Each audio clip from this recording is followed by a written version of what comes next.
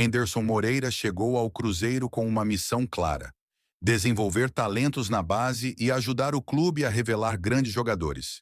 Nesse vídeo, ele conta como foi essa caminhada, desde o primeiro contato até os bastidores, de como é trabalhar com a base de um dos maiores clubes do Brasil. Histórias, desafios e momentos que marcaram essa trajetória. Então, se você curte esse tipo de conteúdo e quer acompanhar mais histórias como essa, já se inscreve no canal e ativa o sininho para não perder nenhum vídeo.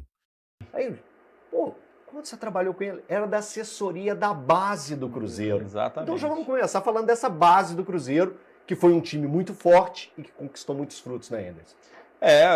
Acho que o trabalho foi iniciado com o Drubsky, né, como treinador do Sub-20, e de repente ele passa a ser o coordenador da base do Cruzeiro.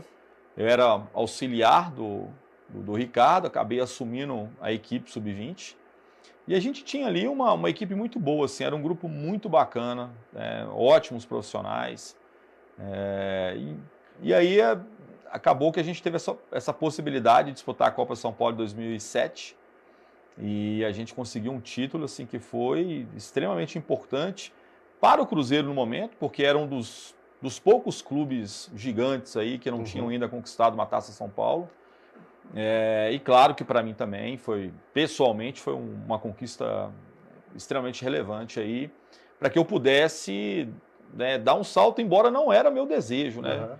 Meu sonho sempre foi trabalhar na base, assim, eu talvez se não tivesse saído do Cruzeiro, que logo em seguida eles acabaram me mandando embora, eu talvez tivesse dado sequência na base, porque eu tinha muito prazer de trabalhar com a formação, né?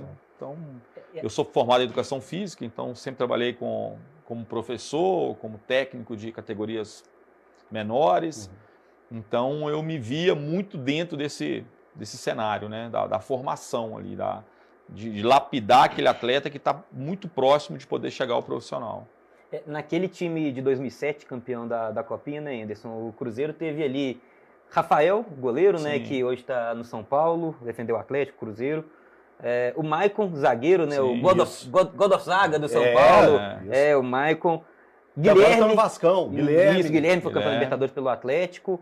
Guilherme que tem um dos gols mais importantes da história do Atlético. Isso, então assim, um time que, assim, na base, é até uma pergunta, você falou muito bem que começou na base, gosta muito da base, e a gente sempre tem essa discussão, né, no futebol, a base tem que formar, mas hoje também, querendo ou não, a torcida começa a cobrar por resultados.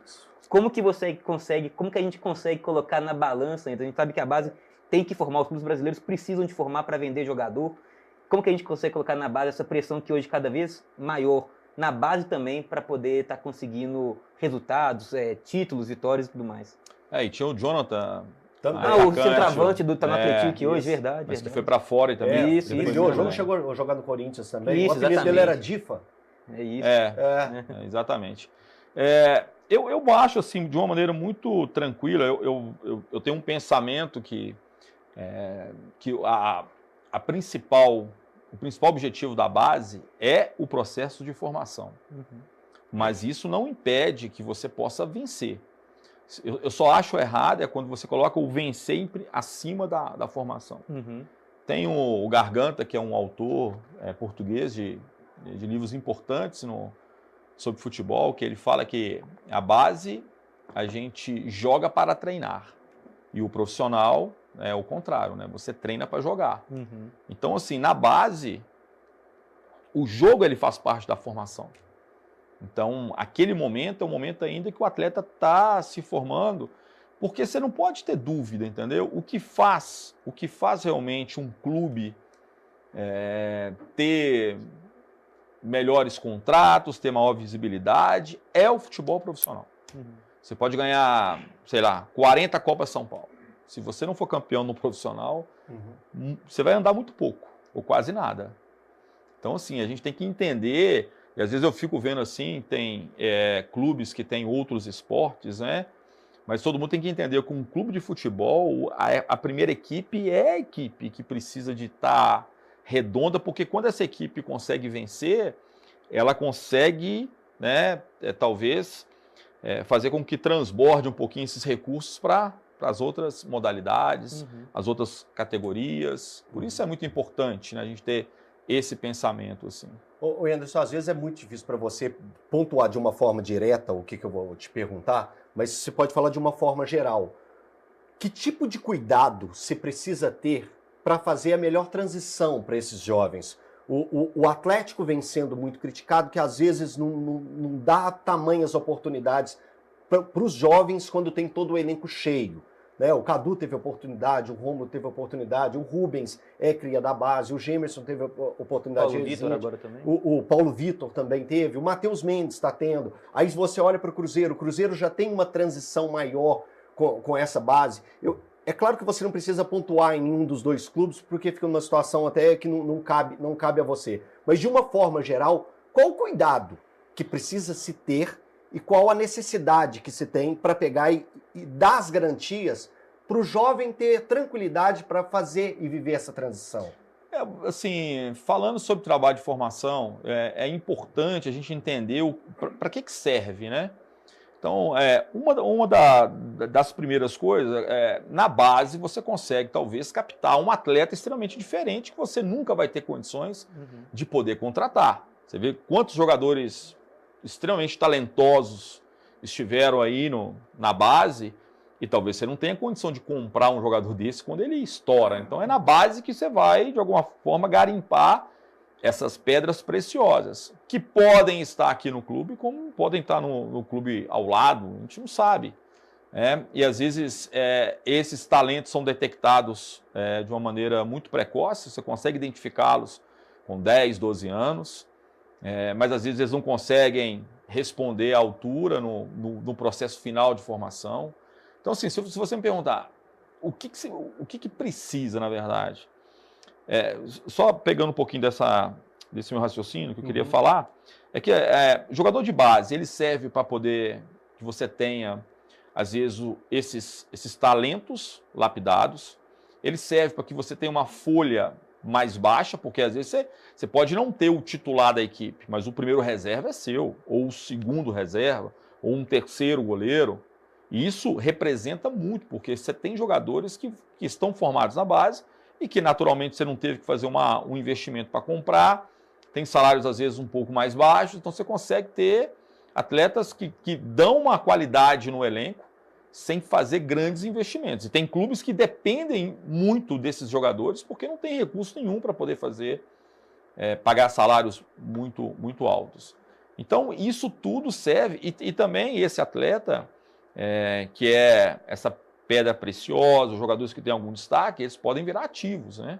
Para um clube, que é sempre importante. Você faz todo o seu planejamento em cima de patrocínio, de renda, de torcida, de estádio, de tudo, e de repente você tem aqui 2, 3 jogadores que podem ser vendidos, e isso traz um retorno que pode ser reinvestido, né, para poder trazer atletas que talvez tenham essa